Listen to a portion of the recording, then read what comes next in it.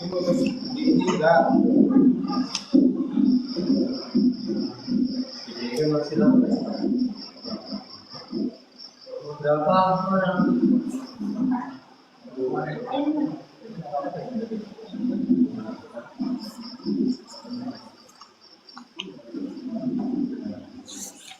Lepas mau ikut ya.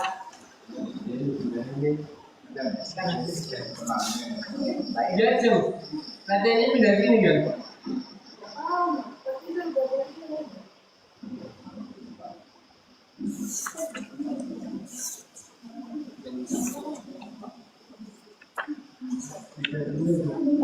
Tahu yang mana? Yang B sama dari dulu yang dikasih.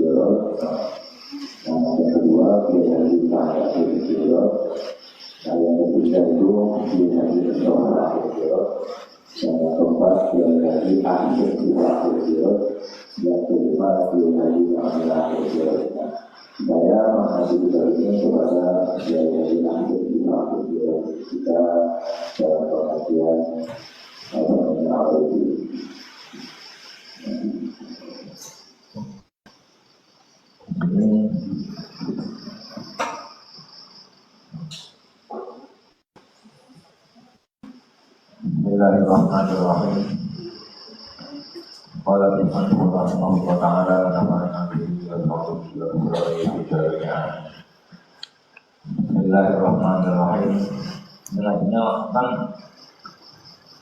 ini ya, yang dari awal kan sudah tinggal lanjut yang kemarin. Apa dari pertama lagi? Wah, dari pertama lagi. Ya. Dari pertama lagi ya nggak apa-apa, berarti diulang. Iya mas. Kalau ketiga. Bismillahirrahmanirrahim. Ini bahasa Jawanya dulu ya. Bahasa Jawanya dulu baru nanti bahasa Indonesia. Bismillahirrahmanirrahim. Bismillahirrahmanirrahim.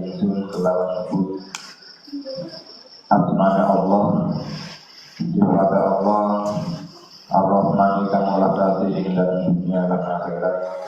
Kepada Allah Ar-Rahim yang melakasi dan akhirat belakang. Jadi kalau diartikan dalam bahasa misalnya, Bismillahi saya dengan nama Allah, saya dengan nama Allah Ar-Rahman yang maha pengasih, Ar-Rahim yang maha penyayang.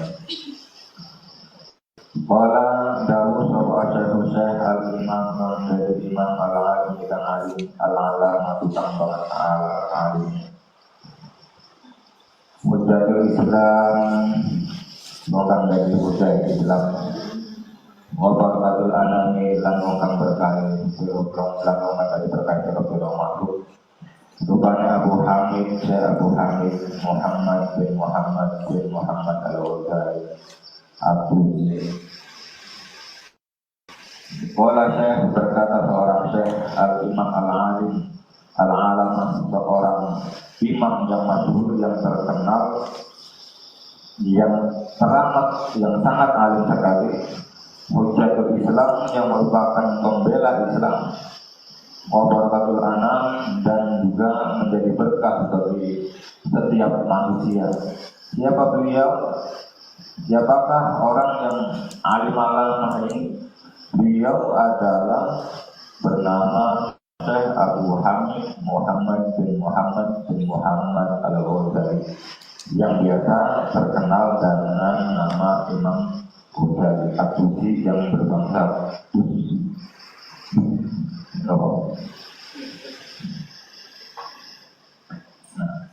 Pada saat mugia bersihi sapa Allah ruhahu ing ruhai Imam Ghazali wa nawaro lan madani sapa Allah dari hawa besarane Imam Ghazali. Semoga Allah Subhanahu wa taala membersihkan ruhnya, menyucikan ruhnya, dan juga menerangi tubuhnya. Amin. Alhamdulillah sekabeh puji kulillahi kepada Allah, haqqa hamdihi, kelawan benar-benar puji Allah. Wassalatu tawi sang rahmatan masalah dan keselamatan iku ala qadhihi wa tetep ing atase sebaik-baike makhluk Allah. Rupanya Muhammadin dan Nabi Muhammad Rasulullah dan Nabi Utusan Allah wa alihi lan hamba Allah. Wa ala alihi lan ing atase wa ala alihi lan ing atase keluargane kanjeng Nabi wa sahbihi lan sahabat kanjeng Nabi mbah-mbah lan wong-wong sahabat kanjeng Nabi. Jadi segala puji bagi Allah dengan sebenar-benarnya memuji kepadanya. Segala pujian yang kita lontarkan atau yang kita sanjungkan kepada siapapun itu pada hakikatnya adalah kita memuji Allah. Karena apa? Karena sebenar-benarnya puji semuanya itu mutlak milik Allah. Pada dasarnya kita semua tidak mempunyai hak untuk senang dipuji, karena hakikatnya memuji kita itu bukan untuk kita tapi untuk Allah, dan Allah lah yang mempunyai hak atas segala pujian. Jadi ketika kita ingin dipuji orang, maka sama saja kita ingin mengambil hak Allah. Nah, makanya orang yang ingin dipuji itu kan menjadi, dia bisa dikatakan orang yang jelek, orang yang buruk. Ya, kalau dalam bahasa itu riak, ingin dipuji orang. Maka setelah kita mengetahui bahwa zat yang berhak dipuji hanya Allah, maka ketika ada orang yang memuji kita, tidak bisa berbangga di biasa saja, ataupun sebaliknya ketika ada yang membenci kita atau mencaci kita, ya maka tidak usah terjadi. Terus al-mabrak, karena pun sedang disebut Bismillah adalah salawat salam.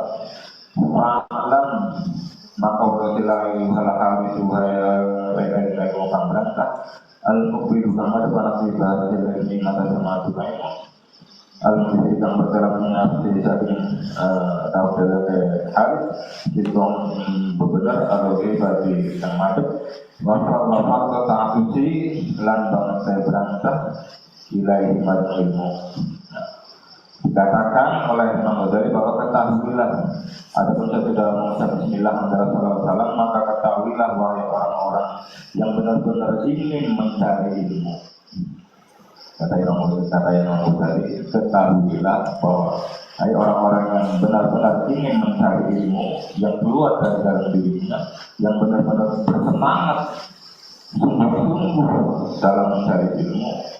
Apa yang harus diketahui bahwa annaka in kunta taqsidu bi talabil ilmi in kunta laman anasira ana itu dunia jadira betul bila ini kelawan ilmu alamun apa ngumpul bulan buat membahas dalam begitu bulan.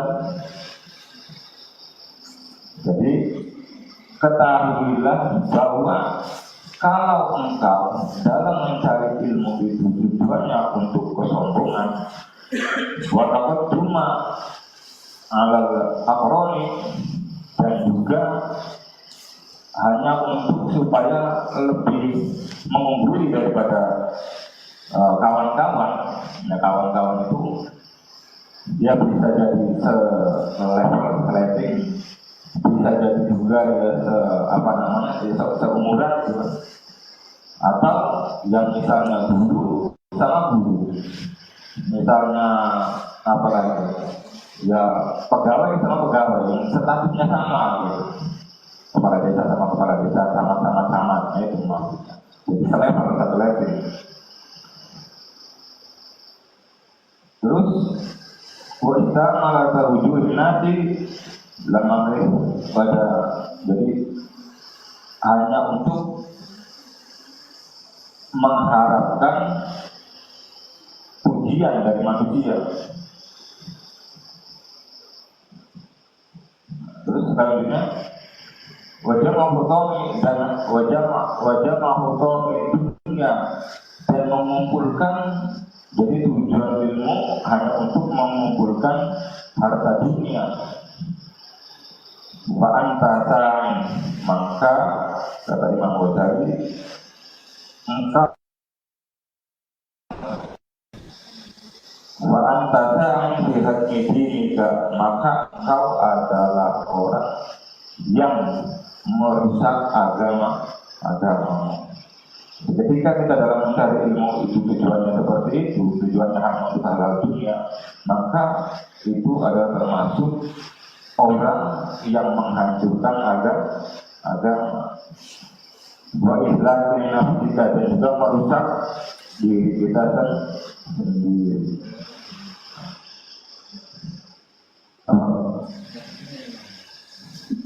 Jadi itu tenaga. Wajah mahdomi dunia, nah itu wajah mahdomi dunia.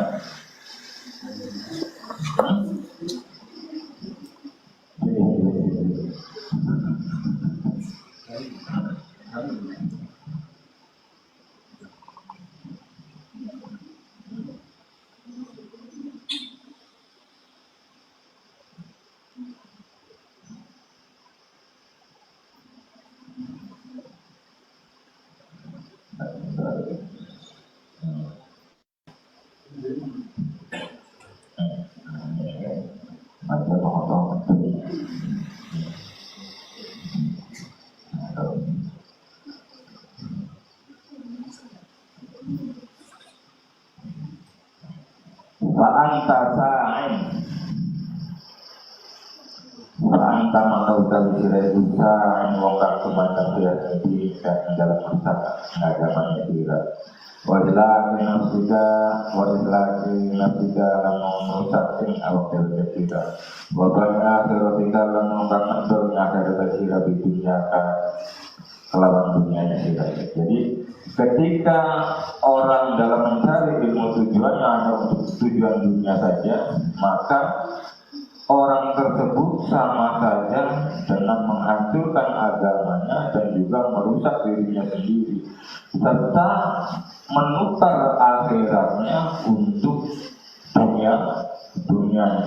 Maka sangatlah disayangkan. Maka fasal kotuka khosirotun, maka akad atau niat yang ada di dalam kita itu merupakan daripada sebuah kerugian. Ya, sekarang kalau hanya untuk misalnya kita mencari ilmu itu untuk mengumpulkan bab-bab dunia, sedangkan dunia usianya berapa tahun? Dunia, kita berada di dunia tidak akan lama. Selama-lamanya di dunia, misalnya kita hidup 100 tahun, misalnya 100 tahun, itu pun mungkin tidak memisahkan orang. Kalau sampai 100 tahun tidak memisahkan anak Umur 60-70 saja sudah banyak yang sakit-sakitan. Nah, dengan dunia yang sementara seperti itu, sedangkan kehidupan akhirat itu abadi, apa kita mau menukar kehidupan yang abadi kelak dengan kehidupan dunia yang hanya sementara? Maka ketika seperti itu merupakan sebuah kerugian yang sangat besar. Nah, terus buat tidak kita utawi dagangannya sila kembali bangkrut. Itu sama saja. Ketika seperti itu, maka itu adalah sebuah kebangkrutan, sebuah kerugian.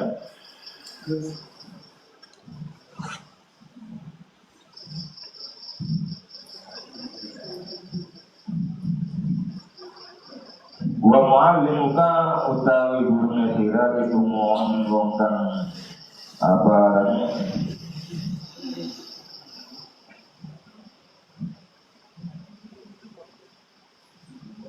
wa mu'allimuka utawi gurune sira iku mau menggongkan bantu laka masila ala ijanika itu mada benefira wa syari kun lan ngongkan nekutoni laka masila bi busronika ing dalem kuliah sira wa huwa utawi ma'alimu iku kabar yang saya pinta yang ngajal bedah nempo yang toliri saking atau maring wong kang mogot dalan kurang alon. Iya, Kurang alon. Betul.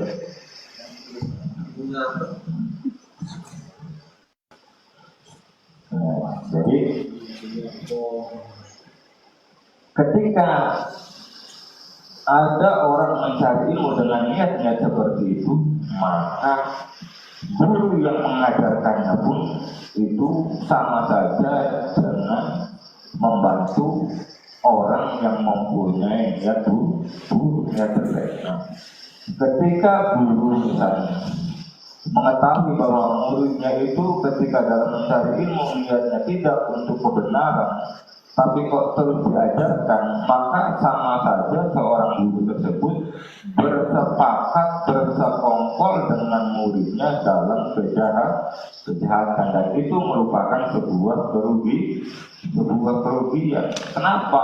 Ya sama saja seperti seorang penjual pedang atau golok yang menjual pedangnya kepada seorang perampok. Jadi ketika dalam mencari ilmu itu salah niatnya, maka kesana pun ya bisa menjadi sebuah kerugian. Nah, kama qala sallallahu alaihi wasallam,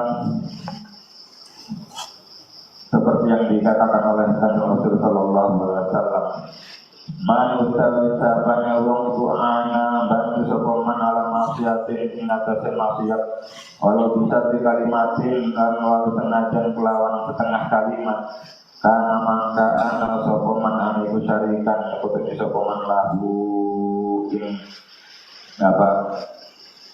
lahu iman syarikan karena kotone lahu maring man atau iman.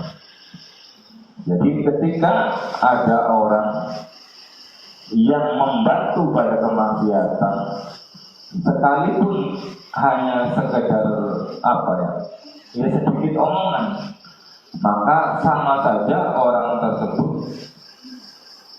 itu yang menjadi bagian daripada orang yang melakukan kemaksiatan tersebut.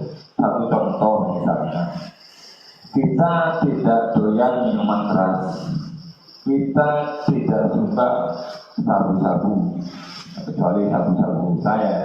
Kalau pagi itu kan lagi itu. Kalau sabu-sabu saya insya halal karena sarapan bubur kan. Ini sabu-sabu yang dilarang oleh negara. Nah, misalnya kita juga nggak doyan sabu-sabu, akan tetapi misalnya ada seseorang yang nggak kenal dengan kita, terus menanyakan tentang hal-hal yang dilarang tersebut, yang jelas-jelas diharamkan. Contohnya, di mana ada orang yang jualan luar, misalnya kita ngomong itu di sana. Nah, ketika kita menunjuk atau memberitahu kepada orang yang bertanya tersebut, maka ya kita sama saja bersekongkol dengan bersekongkol dalam kemaksiatan sama.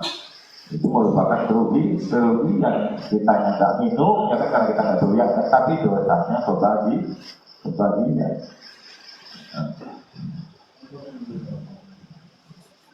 Nah itu.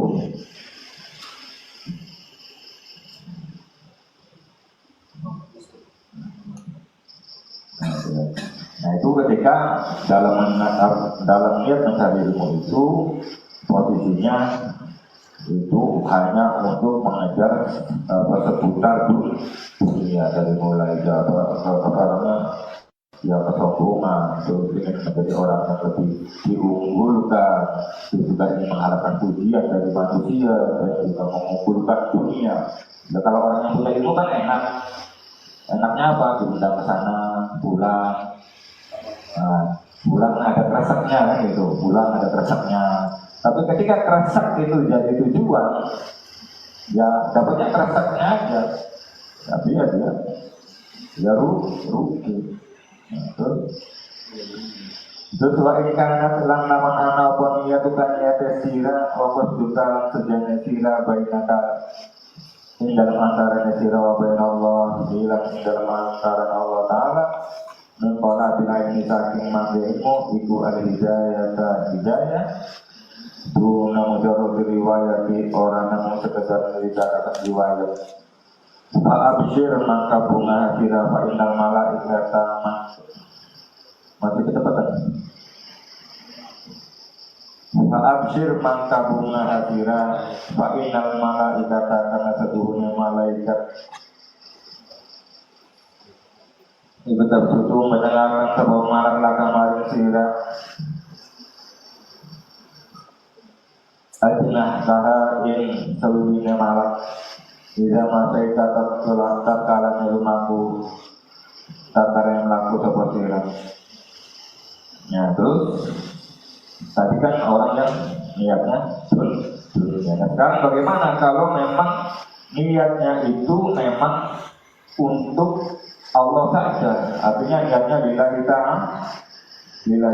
Jadi niat mencari ilmunya itu benar-benar karena Allah, bukan karena tidak enak dengan kawan, bukan karena tujuan itu tadi yang sudah dijelaskan terkait tujuan dunia. Nah, maka berbahagialah.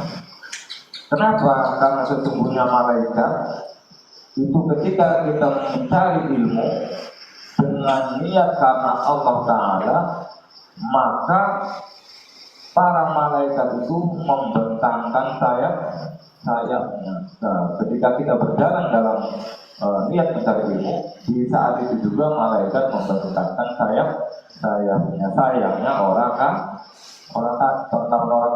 takut kepada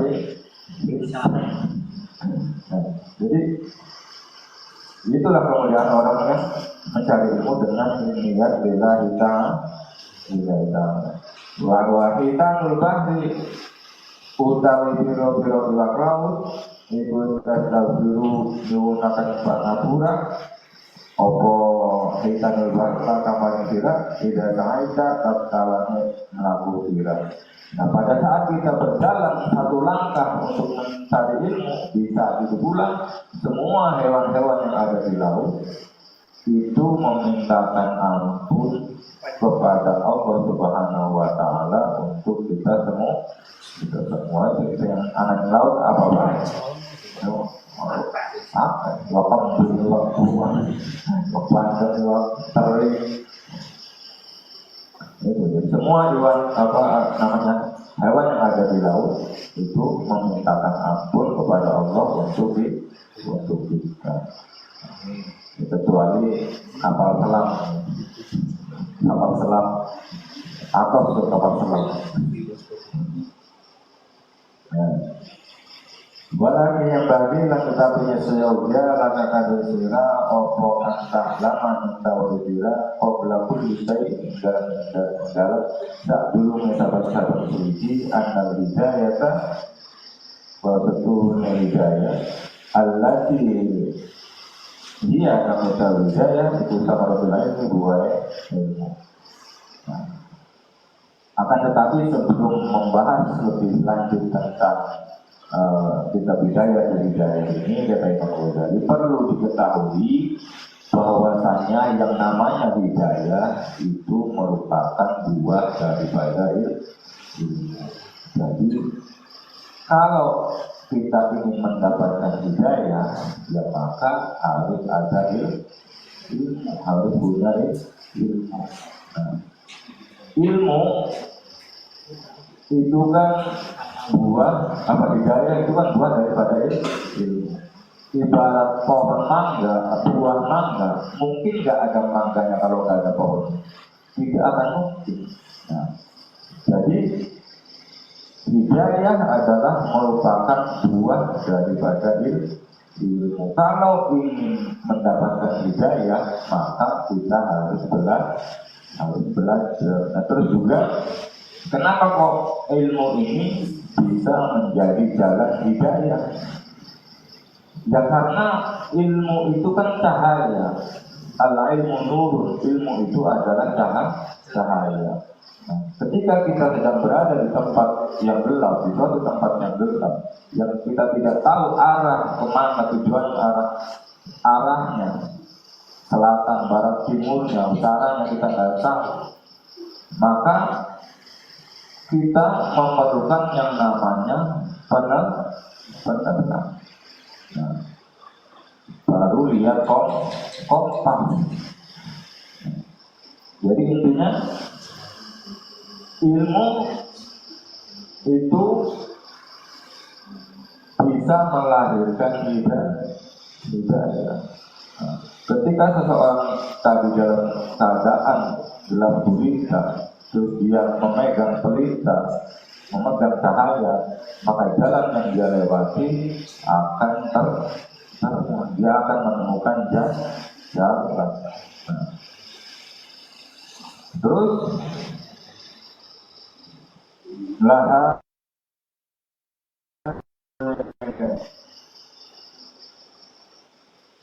itu tetap kedua.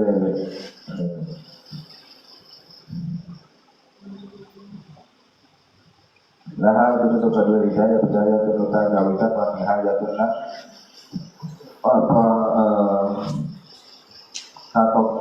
atau ujung. Dan bagi hidayah itu di dalam hidayah juga ada yang namanya permulaan dan juga ada yang namanya puncak. Ada dasarnya, ada puncak. Nah, jadi kita tidak mungkin kalau ingin ke puncak tanpa melalui dasarnya. Orang yang ingin naik ke atas, dia mesti harus melewati tangga. Nah, di dalam hidayah itu ada yang namanya permulaan dan juga ada yang ujungnya, puncak. Nah, ada yang namanya puncaknya. Nah, terus wadohirun wabatin dan hidayah juga meliputi atau ada dohir dan batinnya. Nah, jadi yang dinamakan hidayah itu juga bukan hanya luar, tapi juga dalam. Nah, kalau kita misalnya mendapatkan hidayah dari yang tadinya tidak sholat, terus kemudian sholat, nah itu masih ya bisa dikatakan ke dalam dia dapat hidayah tapi masih belum selalu mau melakukan sholat. Nanti ada batinnya. Apa batinnya? Ya nanti setelah mendapat hidayah sholat, nanti ya batinnya dia semakin baik. Jadi sholatnya juga dibawa sampai setelah selesai sholat. Dijaga benar-benar. Jadi bukan hanya benar pas waktu sholat, tapi setelah sholat terus dia masih senang berbuat dolim misalnya, masih senang bermabuk-mabukan misalnya, atau mungkin masih mencuri misalnya, maka ya sholatnya itu masih dalam kategori ya lahir yang belum sampai ke batinnya. belum sampai pada batinnya. Makanya yang namanya hidayah itu ada zahir dan ada batin.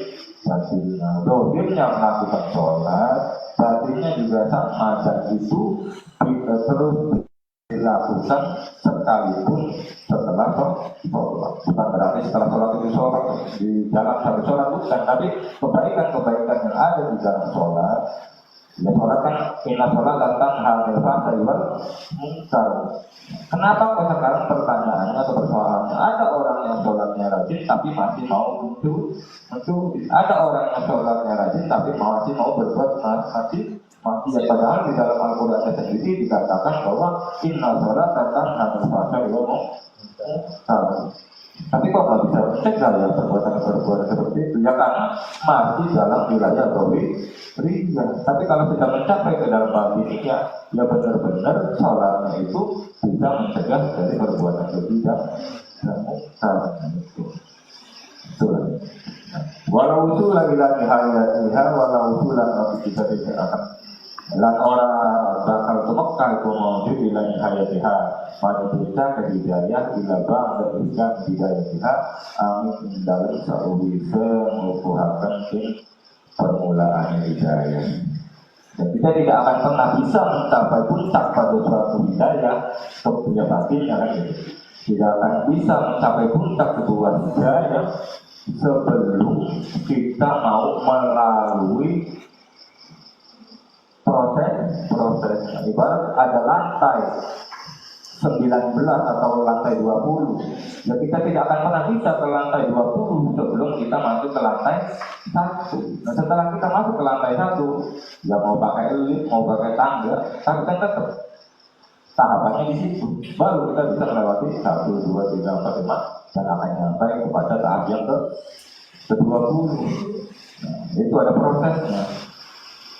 Walau musulah ala batinha, dan kita tidak akan pernah liwat ala batinha mengatasi batinnya hidayah di belakang dulu kalau boleh lihat amin dalam perwisaya kita ingatkan dari hidayah dan kita tidak akan pernah bisa menyelami ke dalam ranah hidayah kecuali setelah kita tahu dohirnya. Jadi ibarat kacang, kita tidak akan tahu isi kacang itu seperti apa sebelum kita melihat kulitnya.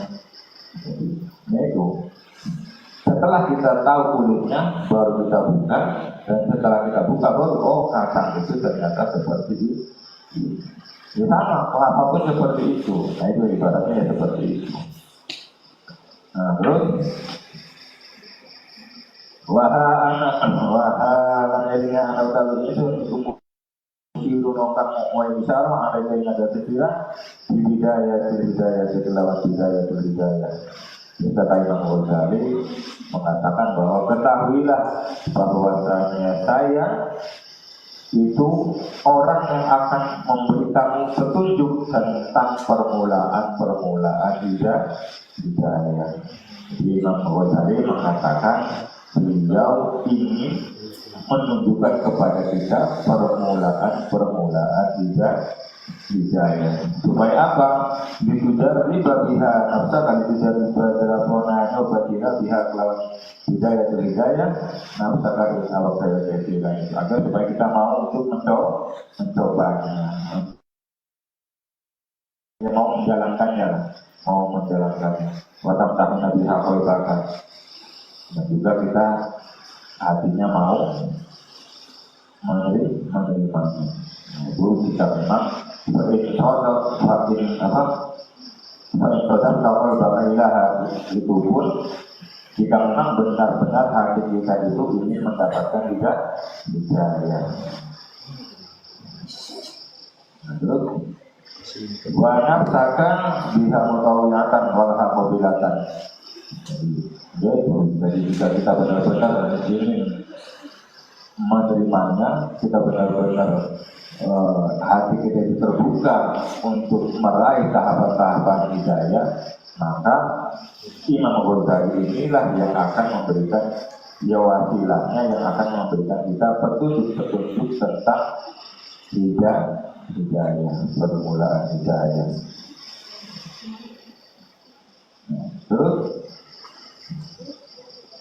yad'unaka tatallu'a ila nihayatiha. Yad'unaka maka ngalapasira tatallu'a munggah ila nihayatiha maring biro-biro atau hidayah atau undangan hidayah. Nah, maka watahul hula lan seluruh watahul hula lan seluruh sifat bahari ulumi dalam segaranya ilmu.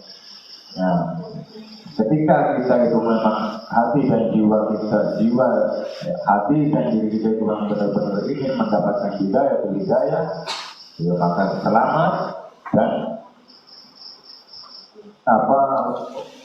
kita akan naik sampai ke puncak dan selamat kita akan menyelami berbagai ilmu di dalam samudra luas ya, karena ilmunya Allah itu luas. Nah itu. Nah terus buat ini saudara sampai saudara gitu.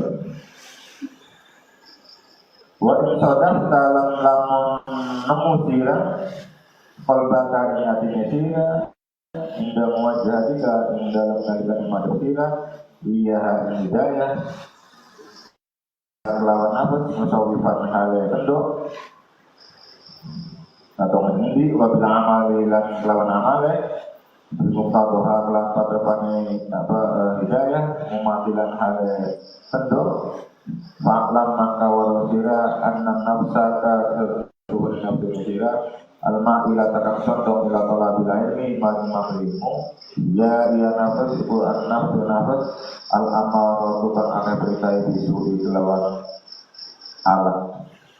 Nah, akan tetapi sebaliknya jika dalam mencari ilmu itu kita kok menunda-nunda dan untuk melakukan apa yang ada di dalam diajarkan di dalam kitab ini juga bermalas-malasan, maka ketahuilah bahwasanya nafsu yang mengajak kita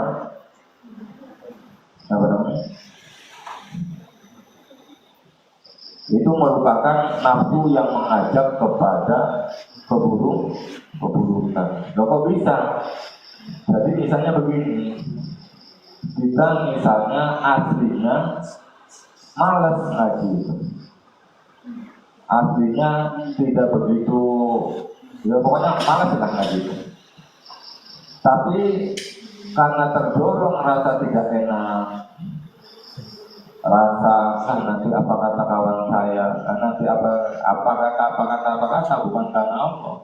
Nah, maka yaitu niat-niat dalam mencari seperti itu, maka itu juga bisa menjadi sebuah amal yang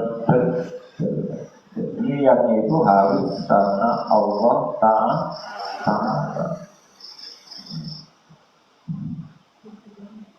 Bapak ditahadurkan teman-teman juga menaftak mutiakan halaman itu syaitan iman syaitan Allah ini kan cetakan. Dan juga semangat yang terlihat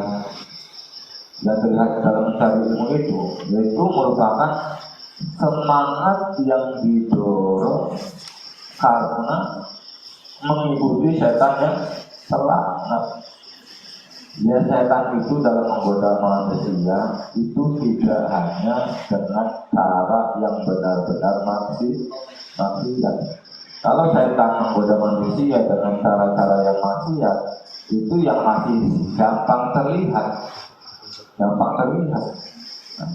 yang susah dikenali itu adalah godaan setan yang seolah-olah sebuah kebaikan. Ya tadi, ketika kita mencari ilmu itu ya bermalas-malasan terus tidak semangat, tapi kok ternyata datang di tempat pengajian dan datangnya itu juga bukan karena ingin ngaji sebenarnya, karena ada niat-niatnya yang lain, ya maka datangnya orang tersebut ke dalam majelis atau ke dalam tempat ngajinya itu menurut hanya menuruti nafsu amar tadi, bisu nafsu yang mengajak kepada keburukan.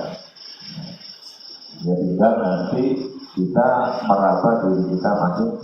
Nah, di dalam tolabul ilmi sendiri itu pengertiannya bukan hanya orang yang mengaji.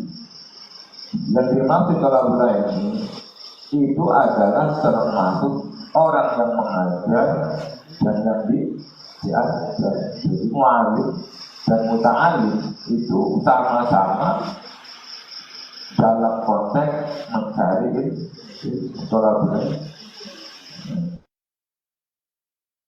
Jadi ini berlaku ya untuk saya juga. Jadi di sini saya tidak sedang menggurui, tidak sedang mengajari, sedang ayo bareng-bareng belajar. Karena saya juga masih belajar. Nah terus Yudhiyaka Deraponan nakaka kan sobat setan sila bihabli wuduhihi kelawan kali tambang dibuat setan supaya sadari jaka mengenal sobat setan sila dimasi datihi kelawan sekadayanya setan bila umuratil halati maring banget terusakan. Jadi maksud dan tujuan setan itu ingin menipu kita, ingin menjerat kita dengan tipu muslihatnya yang sebenarnya adalah ingin menjerumuskan kita ke dalam jurang kehancuran. Yaitu tadi setan itu tidak hanya dalam menggoda manusia itu tidak hanya dalam bentuk kemaksiatan yang nyata, tapi juga bentuk kemaksiatan yang halus dan sangat halus, yang seolah-olah ya nampaknya baik. Terus Bapak dulu utawi sejane setan iku ayu rawija minta ngakwa sapa setan alaika inata jadira asyara in perkara ana di ma'aradil khairi dalam buat kebagusan. Jadi tujuan dan maksud setan, misi setan itu apa? Ingin menampilkan keburukan di dalam bingkai atau bungkus atau ya warna kebaikan. Jadi ingin memasukkan, memanipulasi kejahatan dalam bentuk kebaikan. Nah itu cara yang setan yang harus kita paling perhatikan. Kenapa? Tipu daya yang seperti ini, tipu daya yang seolah-olah sepertinya baik, ternyata itu merupakan tipu daya setan. Apa contohnya? Misal ada orang yang rajin bersedekah, misalnya. Nah, orang tersebut memang rajin bersedekah, tapi di dalam hatinya terbesit bahwa saya ini saya banyak sedekah itu supaya orang tahu bahwa saya itu adalah orang yang dermawan, orang yang baik. Cara-cara setan membisikkan kita untuk bersedekah seperti itu, yaitu adalah triknya. Akhirnya apa? Akhirnya ya menjerumuskan kita dengan tipuannya itu ke dalam kerugian. Atau misal ada orang yang datang, Mas Edo ya, ada orang datang ke Mas Edo ya, bukan ini saya lagi butuh uang, saya mau minjem uang, berapa? 500 lah kepada. Nah, itu uang 500. Ada Mas Edo itu. Cuma ketika Mas Edo mau ngasih, nantilah kasihnya. Nanti kalau udah kawan-kawan banyak, udah pada datang, udah pada ya, banyak karena baru saya kasih baru uangnya saya kasih supaya apa? Supaya kawan-kawan saya tahu bahwa saya itu orang dermawan, orang yang baik. Nah itu cara terus cara yang di apa namanya ya yang dilakukan oleh setan. Jadi mengemas kejahatan dalam bentuk kebaikan dan sholat jamaah misalnya di masjid. Nah sholat ya enak nanti orang-orang pada sholat dikira saya nggak pernah sholat sholat karena nggak enak sama si bulan sholat nanti kalau saya nggak sholat dikira orang yang nggak pernah sholat jadi niatnya masih bukan karena Allah ya itulah apa namanya bisikan-bisikan dan cara-cara setan dalam menjebak manusia itu seperti itu. Nah terus hatta yulahnya pokoknya sehingga nemukan sopo setan kayak gila bilang hatta yulahnya pokoknya sehingga mengumpulkan sopo setan kayak gila bilang dari yang langwongkan pada rugi kabe apa nih amalan-amalnya Alladzina wong akeh rupane wong akeh belakan sesat sopo belakan sesat apa sahyahu belum akun alladzina fil hayati dunya dalam urip dunia. Nah itu tujuan dan maksud setan adalah sampai ingin mengumpulkan kita kepada dengan orang-orang yang rugi amalnya. Jadi emang sengaja kita pengen dikumpulkan dengan orang-orang yang rugi amalnya ketika masih hidup di dunia.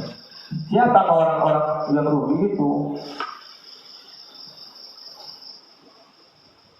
Jadi alladzina dhalla sa'yuhum fil hayatid dunya wa hum 'ala al-ghaibi iku yahsabuna padanya nasab alladzina annahum seduna alladzina iku yuhibuna pada dalam sapa alladzina apa nasuhan pegawaian. Jadi setan ingin mengumpulkan kita dengan orang-orang yang rugi amal perbuatannya ketika di dunia, yaitu orang-orang yang mengira ketika di dalam hidup di dunia mereka sudah melakukan amal baik.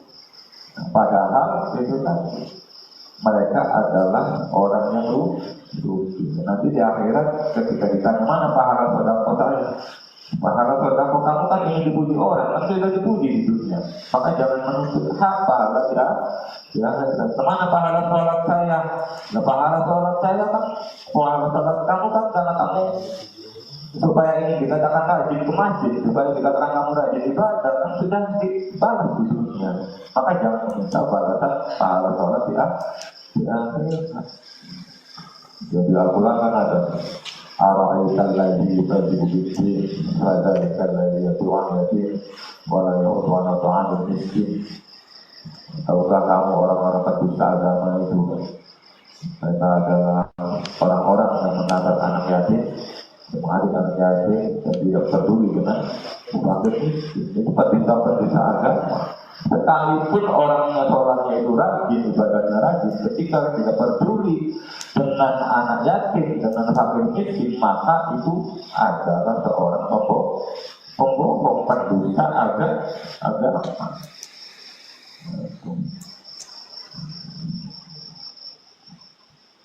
Makanya kalau di Cirebon itu kan ada Sunan Gunung Jati itu, beliau wasiat itu titip masjid lang fakir miskin itu pesannya apa Sunan Gunung Jati, pesan masjid dan fakir miskin ya, karena agama tidak bisa terlepas dari itu. Kalau amalan-amalan yang pribadi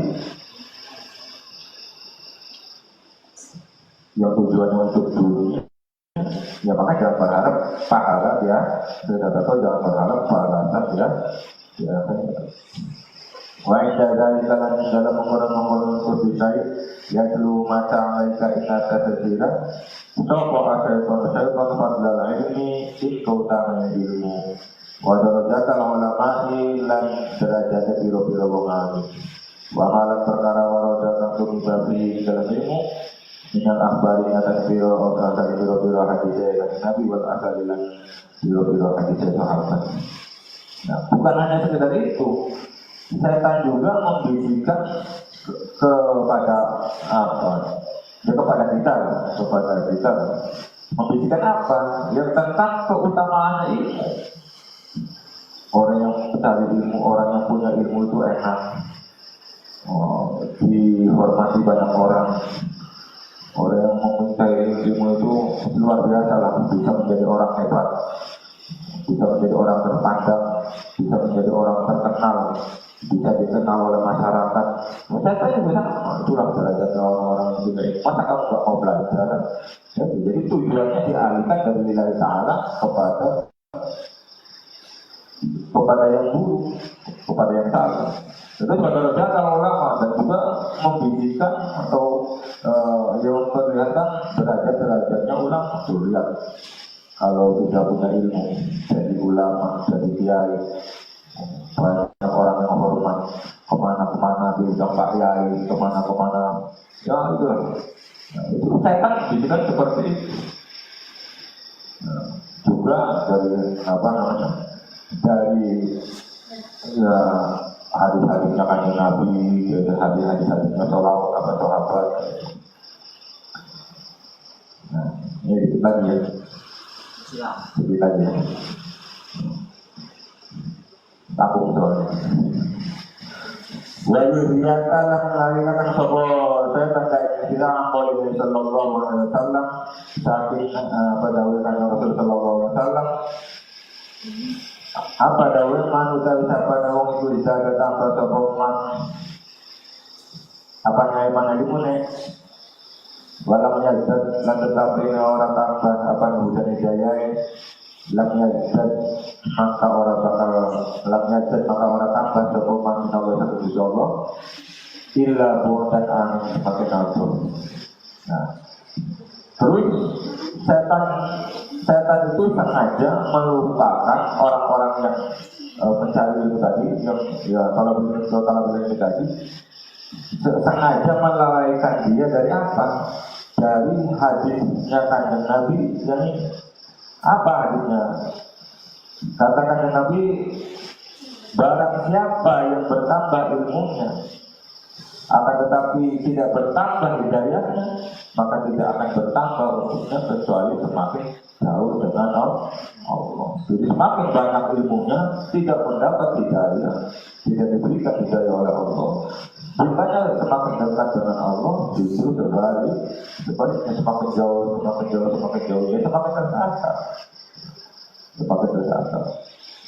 Wa qala sallallahu alaihi wasallam dan saking dalilkan Rasul sallallahu alaihi wasallam asal dunnati utawi banget manusia karena azabe yaumul kiamat dalam dinan kiamat ibu alim wong kang alim lam yang fa'ahu kang ora manfaat sapa kang ora manfaat ngali sapa Allah jawab biar ikhlas dunia.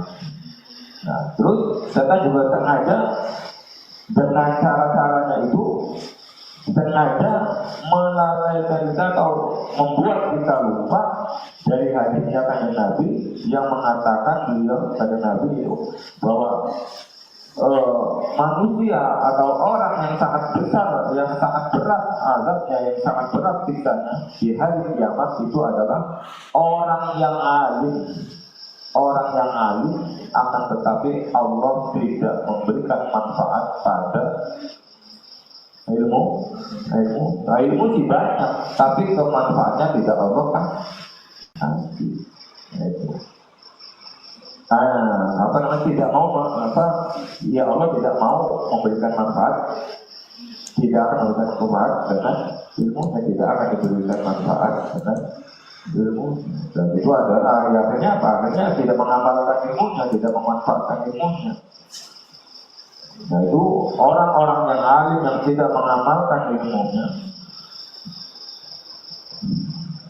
Jadi orang yang sangat besar, yang sangat siksaannya itu di hari kiamat adalah orang yang alim yang Allah tidak memberikan kemanfaatan kepada dengan ilmunya, yang Allah tidak memberi manfaat pada Allah.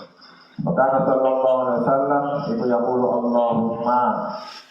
Maka Rasulullah SAW Ana iku yaqulu dawu sapana tur Allahumma tu Allah ini tetemen ingsun itu a'udzu bika wa ta'ala jika kelan panjenengan minalimi saking ilmu la yang saukan orang manfaat apa ilmu bakal bina nanti la yang saukan orang bersobat wa kalian amal la yurfa'u kang orang benampat amal wa du'an la du'an la yurfa'u kang orang ben aparatnya orang ben dungo berdoa ada Nabi doa ya Allah aku berlindung kepadamu dari apa? Dari ilmu yang tidak bermanfaat, dari hati yang tidak khusyuk, dan amal yang tidak diangkat, serta dari doa yang tidak benar.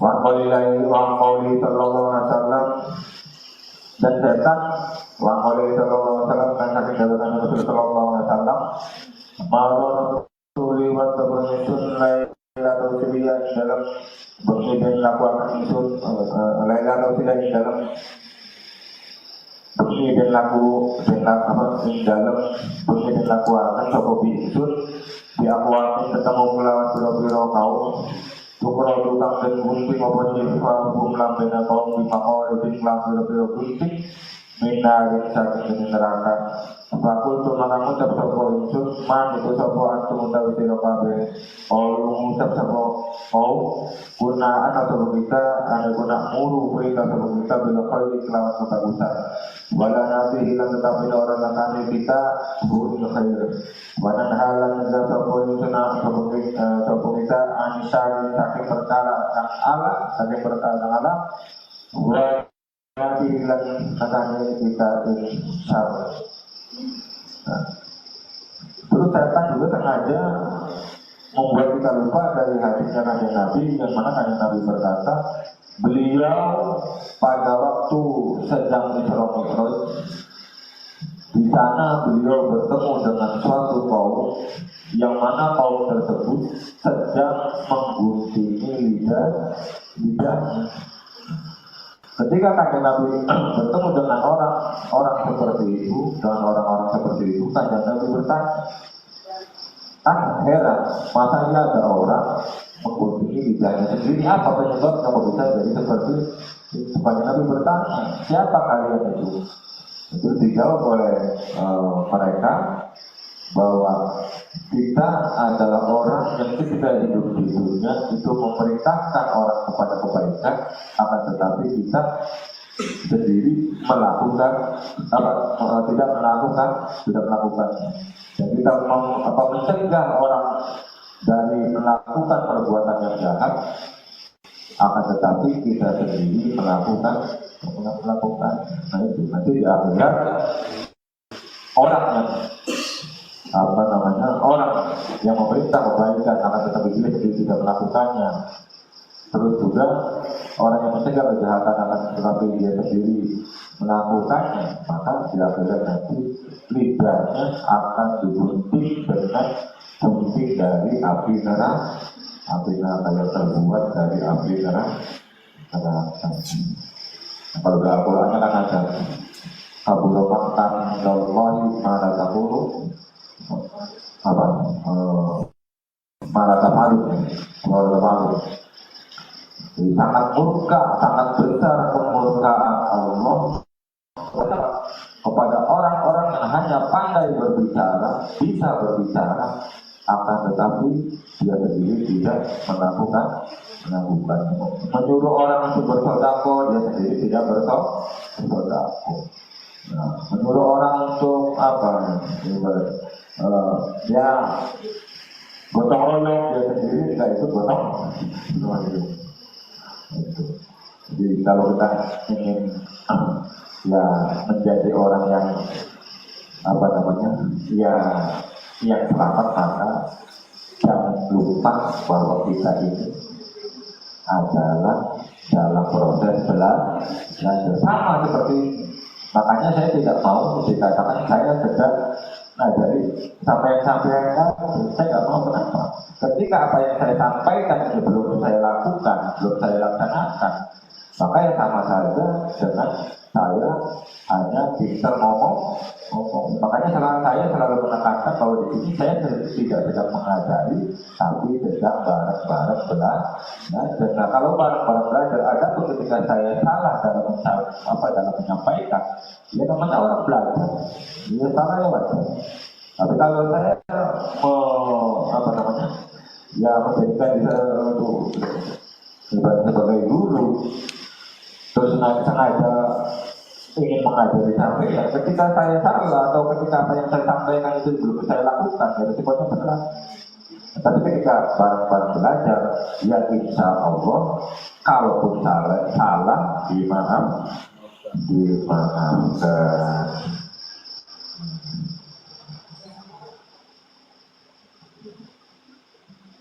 Iyaka ya miskin wallahu a'lam bishawab. Allah sallallahu alaihi wa sallam wa ala alihi wa sahbihi Muhammad wa ala alihi wa alhamdulillahi rabbil alamin hamdan katsiran tayyiban mubarakan fihi ala kulli hal hamdan ya rabbil alamin ya rabbana alhamdulillah dari jalali paling wajib subhanaka la ilaha illa anta Allah Maksud dalam kehidupan awal dari diri warahmatullahi wabarakatuh warahmatullahi wabarakatuh masjid dari masjid dari warahmatullahi wabarakatuh warahmatullahi